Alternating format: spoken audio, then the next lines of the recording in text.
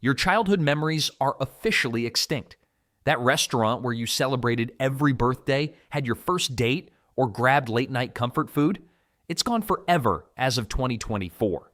10 legendary chains that survived recessions, pandemics, and decades of change just couldn't make it past this year. What finally killed these seemingly indestructible giants? Remember when donut shops felt like magical wonderlands? Mr. Donuts wasn't just another chain back in the 80s. It was something special.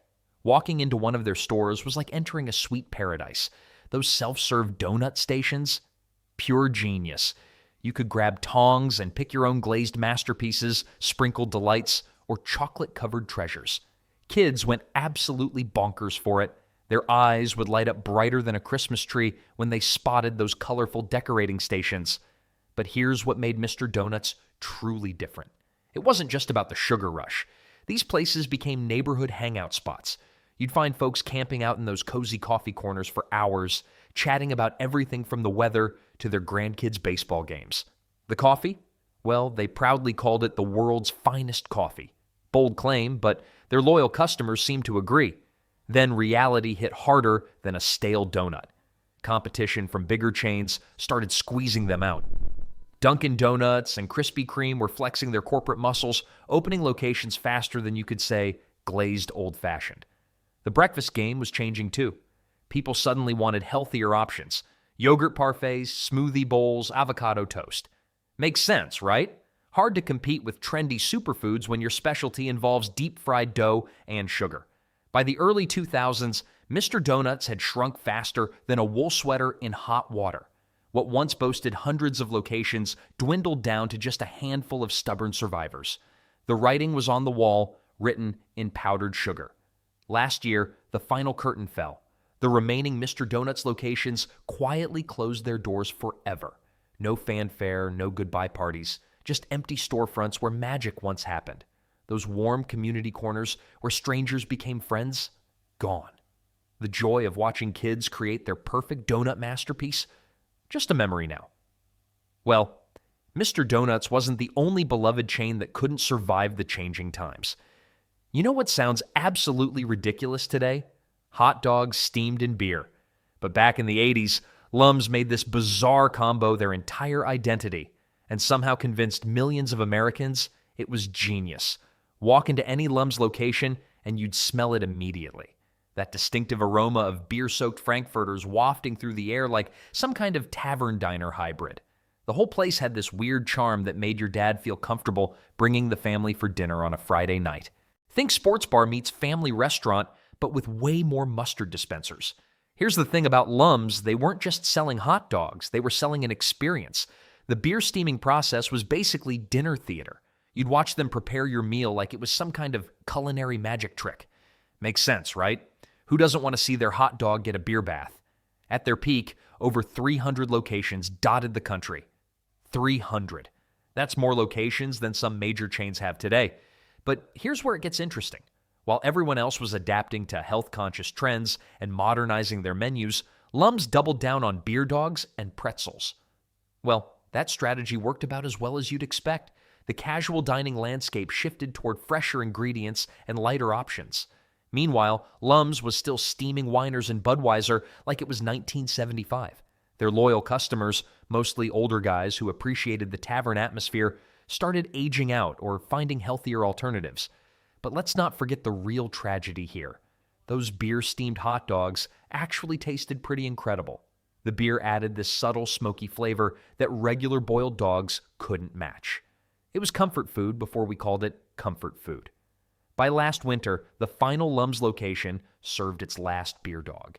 The end of an era that proves sometimes being different isn't enough. You've got to stay relevant too. Speaking of staying relevant, there was another restaurant that tried banking on celebrity power instead. Kenny Rogers wasn't just crooning about knowing when to fold 'em, he was also trying his hand at the restaurant business. And let me tell you, this wasn't your typical celebrity cash grab either. Kenny Rogers Roasters burst onto the scene with something genuinely different. Rotisserie chicken that actually tasted good, revolutionary stuff for the 80s. The secret was in their wood-fired rotisserie ovens, spinning birds to golden perfection while that smoky aroma filled the entire restaurant. It was like having your grandmother's Sunday dinner if your grandmother happened to be a country music legend with a serious chicken obsession. But here's what made it special. They weren't just slapping Kenny's face on mediocre food. The man actually helped develop the recipes. We're talking about herb-crusted chicken with sides that could make a grown person weep with joy. Their cornbread alone was worth the drive. The restaurants felt warm and inviting too. Rustic wooden tables, that cozy cabin vibe that made you want to stay for hours. It was comfort food meeting, comfort atmosphere, and somehow it all worked together like a perfectly harmonized duet. At their peak, nearly 400 locations were spinning chickens worldwide. 400. That's more restaurants than Kenny had hit songs. Though both numbers were pretty impressive, then reality hit harder than a Nashville hangover. Operating those fancy rotisserie ovens wasn't cheap. Staff needed training, maintenance costs were brutal, and suddenly every grocery store was selling decent rotisserie chicken for half the price. Why drive across town when you could grab dinner during your weekly shopping trip? The competition got fierce too. Fast casual chains started popping up everywhere, offering quicker service and trendier options. Kenny's rustic charm began feeling more outdated than charming. This past summer, the last Kenny Rogers Roasters quietly closed their doors. No fanfare, no final concert, just empty dining rooms where families once gathered over perfectly roasted chicken. Speaking of restaurant chains that once dominated family dining, there was another spot that promised to bring the party to your table. Remember when your biggest decision at a Mexican restaurant was choosing between mild or hot salsa? Well, Chi-Chi's made that choice feel monumental. This chain didn't just serve food, it threw a party on your plate every single night. Chi-Chi's burst onto the scene like a mariachi band at a library. Suddenly, Middle America could experience authentic Mexican cuisine without needing a passport or learning Spanish. The restaurants looked like someone's Mexican vacation threw up rainbows everywhere. Bright yellows, vibrant reds, and enough sombreros to outfit a small village adorned every wall. But here's the thing that made Chi-Chi special. They understood theater. Walking into one felt like stepping into a perpetual Cinco de Mayo celebration. The salsa bar wasn't just a condiment station, it was an adventure zone where mild-mannered accountants could pretend they were spice warriors. Makes sense, right? Those margarita nights became legendary. Happy hour at Chi-Chi's was busier than a one-legged cat in a sandbox. Families would pile in after Little League games, adults nursing frozen drinks while kids demolished baskets of tortilla chips. The atmosphere was so festive that even your grumpiest uncle would crack a smile. Then came the fall. Evolving tastes meant people wanted their Mexican food less theatrical and more authentic. Plus, that infamous food safety incident in 2003 hit harder than a jalapeno to the eyeball. Trust, once broken, proved impossible to rebuild. The numbers tell a brutal story. Over 200 locations across America slowly vanished like morning mist. By springtime last year, the final Chi-Chi's had served its last enchilada. Their memorable jingle, "Chi-Chi's bringing the fiesta to you," now echoes only in the memories of those who lived through the era. Well, speaking of memories, let's talk about a place where throwing peanut shells on the floor wasn't just acceptable, it was practically mandatory. Remember when throwing peanut shells on the floor wasn't just acceptable, it was encouraged? Ground Round made this messy habit their trademark move. Walking into one of these joints felt like entering a honky-tonk where kids could actually be kids. The genius was simple. Free peanuts at every table, shells scattered everywhere like confetti after New Year's Eve. Parents loved it because their little tornadoes couldn't make the place any messier than it already was. Makes sense, right? But Ground Round wasn't just about the peanut chaos. They practically invented happy hour for families with their legendary half-price appetizer deals. Potato skins and mozzarella sticks at prices that didn't require taking out a second mortgage. Revolutionary stuff for the 80s. Then there were those birthday celebrations. Kids got free sundaes while wearing those ridiculous paper crowns that somehow made everyone feel like royalty. Well, sticky royalty covered in ice cream, but royalty nonetheless. The restaurant struck gold with their casual sports bar vibe before anyone knew what a sports bar really was. Multiple TVs, arcade games in the corner, and servers who didn't mind if your 7-year-old spilled chocolate milk everywhere.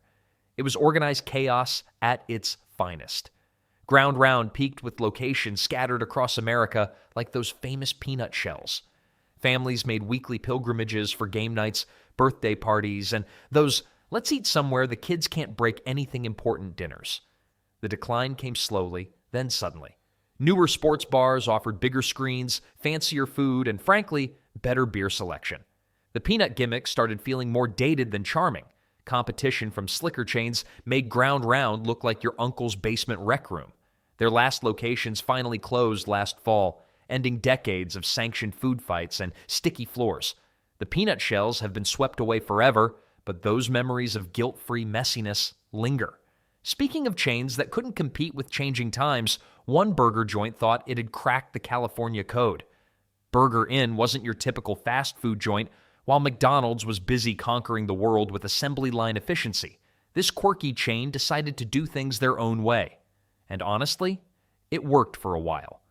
Picture this: drive-up service where actual humans on roller skates brought your food to your car window. Yeah, like something straight out of Happy Days, except this was the real deal in the 1980s. The whole experience felt like stepping into a time machine, which was exactly the point. Their claim to fame was those California-style burgers. Now, what made a burger California-style back then? Well, apparently it involved avocado, sprouts, and enough attitude to make you feel like you were dining in Malibu instead of suburban Ohio. Pretty clever marketing, considering most folks had never actually been to California. But here's where things get interesting. Burger Inn didn't just serve burgers, they served an experience. The car hops wore those classic uniforms with the little paper hats. Makes sense, right? They were selling nostalgia before nostalgia was even cool. The problem was simple math. While Burger Inn was busy perfecting their retro charm, McDonald's and Burger King were perfecting their bank accounts. Speed trumped style every single time. When you're competing against the Golden Arches, cute roller skates only get you so far. At their peak, more than 50 locations dotted the landscape from coast to coast. Not bad for a chain that insisted on doing everything the hard way. Their burgers were actually pretty decent too. Hand-formed patties when everyone else was using frozen hockey pucks. The end came quietly last spring. No dramatic announcements or farewell tours, just empty parking lots where car hops used to glide between cars like caffeinated figure skaters. But speaking of chains that tried to stand out from the crowd, wait until you hear about the roast beef empire that thought it could take down the burger giants with nothing but curly fries and attitude. Rax promised to revolutionize fast food with something different. Roast beef sandwiches that actually tasted like they came from your grandmother's Sunday dinner. Well, maybe not quite that good, but close enough to fool your taste buds on a Tuesday afternoon. The chain exploded across America in the 80s like a caffeinated businessman at a sales conference. 500 locations. That's more restaurants than some people have Facebook friends these days. Their curly fries became legendary. Twisted little golden spirals that made regular fries look as boring as watching paint dry on a rainy Sunday. But here's where Rax got really fancy. They didn't just slap meat between bread and call it a day.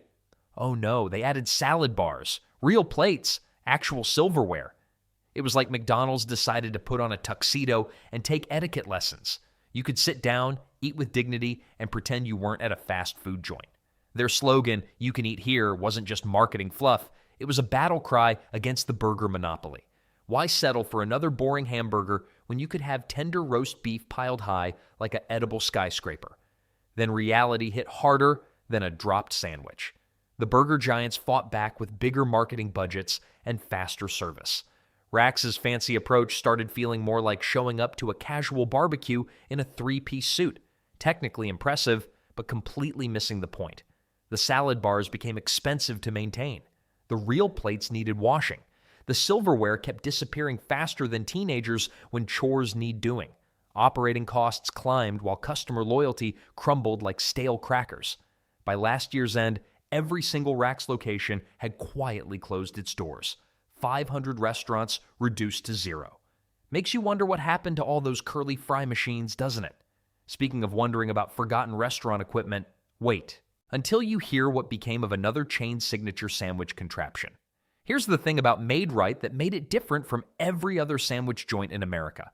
They served loose meat. Not a burger, not a sloppy Joe, but seasoned ground beef that somehow stayed together just long enough to make it from plate to mouth. Well, most of the time anyway. Founded back in 1926, Made-Rite became the granddaddy of loose meat sandwiches across the Midwest. The concept was brilliantly simple. Take seasoned beef, steam it up, pile it on a bun, and let customers figure out the physics of eating it without wearing half their lunch. It was like playing food Jenga with every bite. But here's what made people drive miles for these messy masterpieces. The taste was incredible. The beef got seasoned with a secret blend that somehow made plain ground meat taste like comfort food heaven. Regular customers developed their own eating strategies, from the compress and pray method to the sophisticated fork assist technique.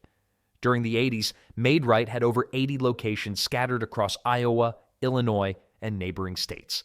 The restaurants felt like stepping into your grandmother's kitchen if your grandmother happened to run a no-frills diner with mismatched chairs and coffee that could wake the dead.